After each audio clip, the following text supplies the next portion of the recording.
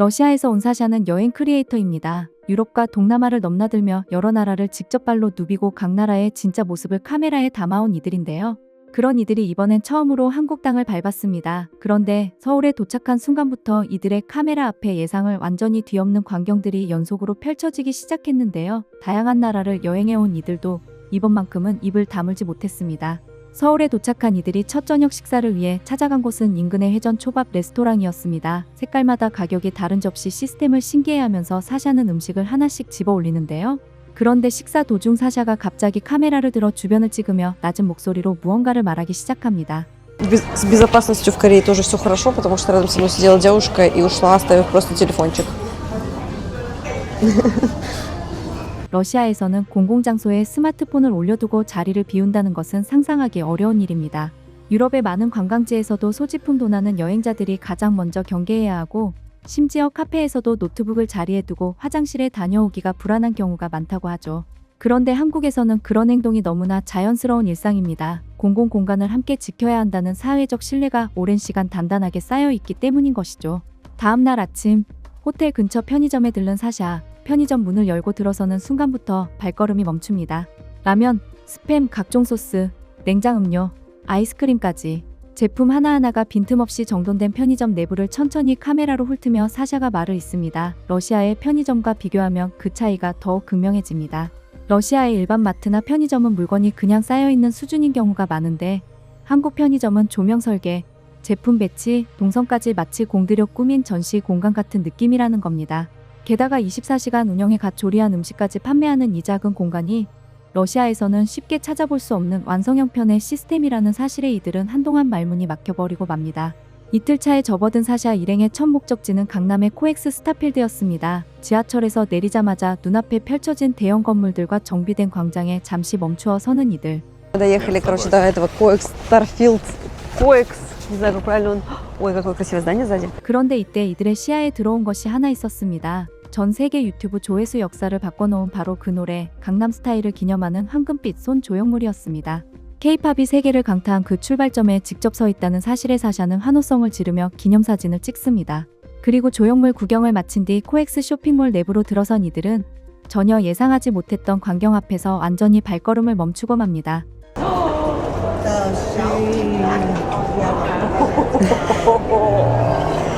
Ой, хорошо, что есть эмоциональный человек.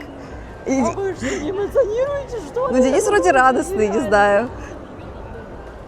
А я ничего. Короче, вот и она.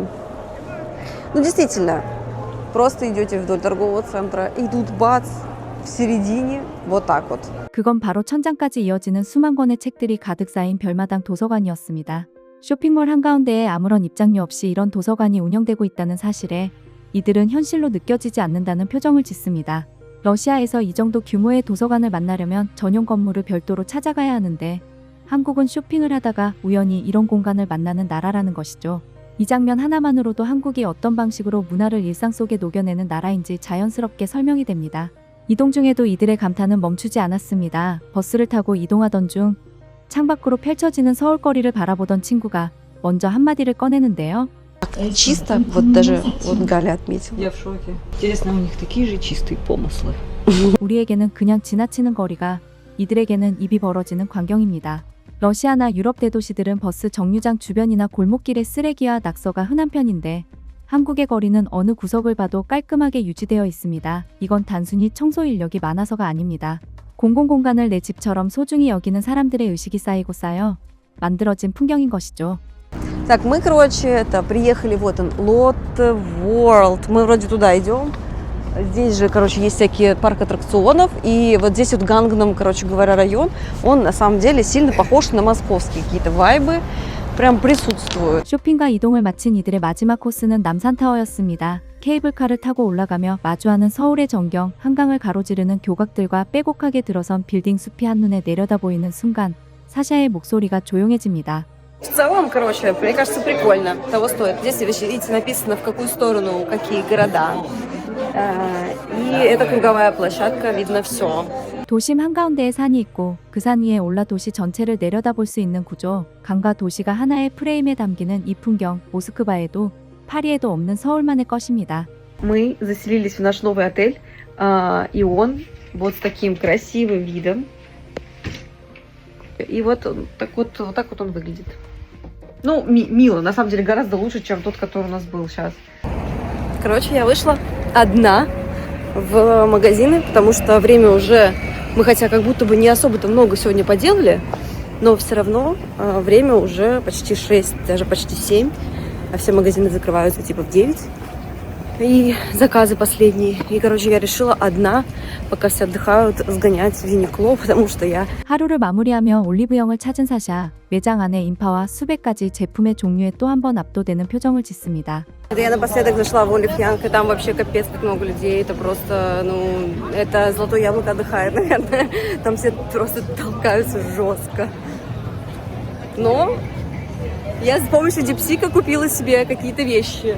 В смысле, косметику для ухода за собой, обычно пятиступенчатую, потому что у меня кончается моя, и я решила, что, ну как бы, да, естественно. Потратила на это сейчас 100 тысяч, по-моему, это значит где-то 5000 рублей.